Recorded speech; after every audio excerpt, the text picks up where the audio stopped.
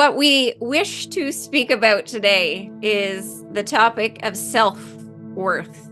Because what's true is that as you incarnate into this physical reality and begin to misidentify as this human form with this human body and this human personality, what's true is that you begin to associate your self-worth, your worth as a being, with a false sense of self, a false identity, which is your human counterpart.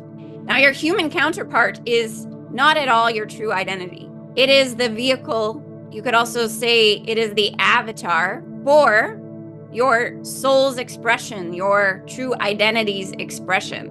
It's the way in which you are experiencing this life and expressing yourself through a form, but it is not an identity.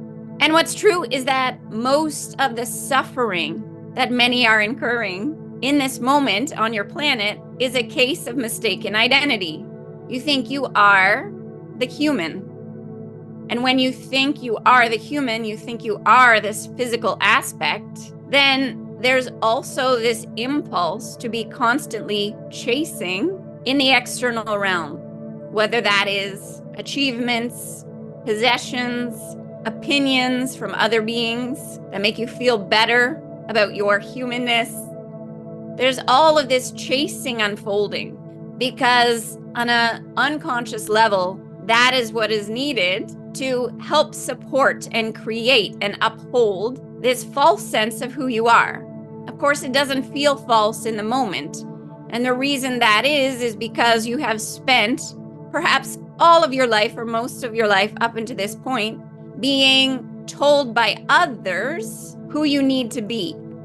There's a message that is conveyed to you from a very young age that in order to be a valuable, worthy being on this planet, this is who you need to be, or this is what you need to do, or this is how others need to think of you.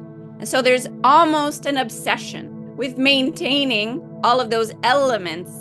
There's a scurrying around trying to make sure that there is an achievement, that there is a possession, that there are opinions of you that are upholding this sense of identity. But what is really funny and what is really cute is that none of that matters. On a soul level, that is not your true identity, and it has nothing to do with your worth as a being. Now, your worth is inherent. So when you are born, there is this sense of looking at a baby and knowing that it is a beautiful being, that it is divine, that it is perfect, whole, and complete in its beingness. It's rare that a baby is born into the world and you say, well, I think we should send this one back because it's been 3 months and it hasn't achieved anything yet. And it doesn't have any possessions. So what good is this being? It's rare that you say that because there is something about babies where you can sense their worthiness, their divine nature, their deservingness, their lovability.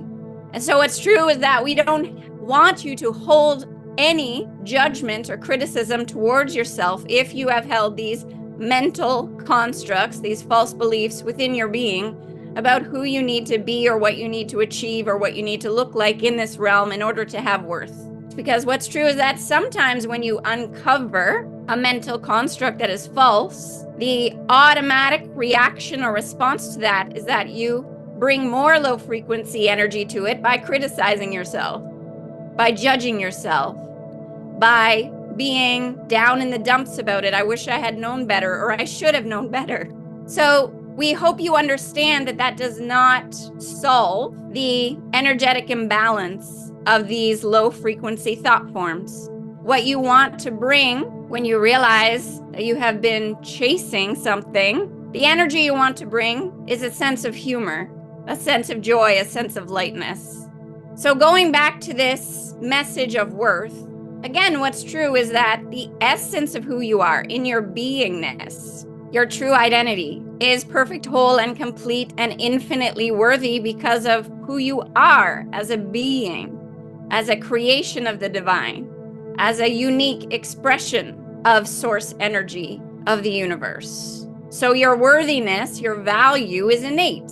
It's not dependent on the external. And when you really start to realize that, then you start to live from a feeling tone or a vibration of abundance.